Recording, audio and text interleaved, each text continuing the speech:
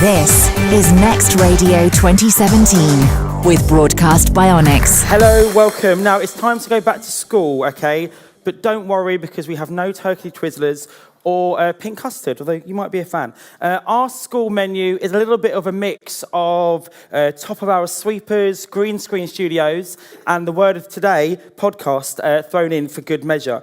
Hello, my name is JJ, and I feel I'm in a very privileged position here to talk to you today about the Global Academy. Now, firstly, I want to tell you why it is very important for our medium, and secondly, hopefully some useful takeouts you can take from our young people for your future listeners, future customers, future podcast downloaders, etc. So the Academy gives young people the chance to gain practical and hands-on skills required for a role and employment in the creative media industry. Now, I, as just mentioned there, became part of the Academy last year after spending 5 years in the world of national sales, swapping the world of breakfast show, Capital Breakfast Show sponsorships for academic partnerships, lesson planning, and confiscating quite a lot of fidget spinners. Why? Well, I did this because I saw that the focus really on academic core now has seen creative subjects all but being pushed out, so much to the extent that at schools they receive less teaching time, there's fewer specialist teachers, and significantly less take-up at GCSE and A-level. But why is this important for our industry? Well, many of the companies that I speak to on a daily basis, they all say the same thing. There really is this lack of quality young people with practical skills coming through required for the role. This will ultimately lead to fewer professionals entering the sector, leaving existing staff, i.e. you guys, overworked, don't want that, and replacements for those leaving the industry, few and far in between. And it really is a thing. If you think about it, there's local less stations for you to kind of cut your teeth and get your first piece of work experience, and opportunities at some of the top media organisations in London, the internships are becoming trickier and trickier to self-fund. So why do places like the Global Academy have some benefit for the future of young people today? So a bit of research by Professor Anthony Mann at the Education and Employees Task Force, and he states that students that have 4 or more experiences within an industry at their time during school are 86% more likely to be employed and earn 18% more when they are. So that's why places like the Global Academy inspire and prepare young people for opportunities in the creative media sector and hopefully provide some formula for the upcoming skills gap. So how are we doing it? Okay, well, last year we set our students a challenge, and I want to put yourself in this position, okay? You've got the chance now to create the next big radio brand. Imagine you have this blank sheet of paper, no preconceived ideas, you get to build the brand from scratch. Where would you go? What would you do?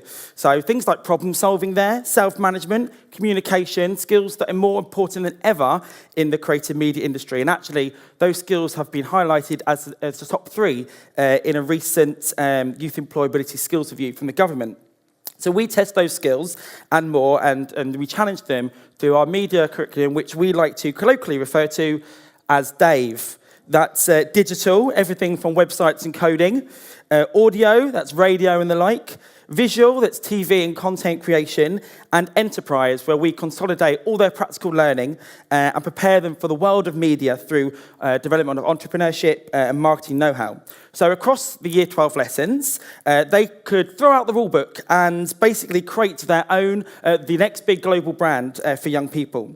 We shortlisted the best 6 ideas, and they had to pitch it to global management before they picked the winning brand, which was this, Youth Choice.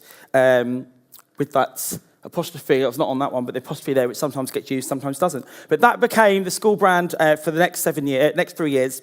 And what I wanted to do with you today is share 7 key learnings. These are 7 things that the students demonstrated through their final proposals, and hopefully might inspire you in how you create that next piece of audio or content or next youth brand. So firstly, what did they say? Well, the need for choice became a big issue.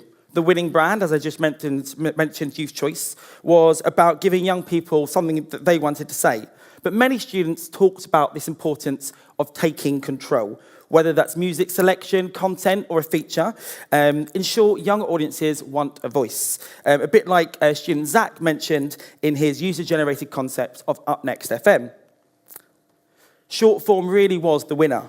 basically pretty much 90% of the audience 90% of the students discovered through their research that their peers didn't want lots of talking. And when they did, they wanted it fast-paced, quick, and in short form.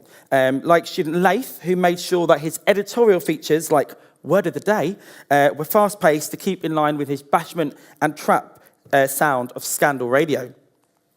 Giving back was a top priority. Most of the proposals actually had some sort of social action, and you'd be surprised that greater good is a real focus for young people. They just have a funny way of showing it. So whether it be the need to change station logos to raise awareness of LGBT issues, or Infinite, a young people's talk radio station that cited Brexit as the hot topic for under 25s. Culture and identity really shone through. George, he wanted youth culture to run through his station.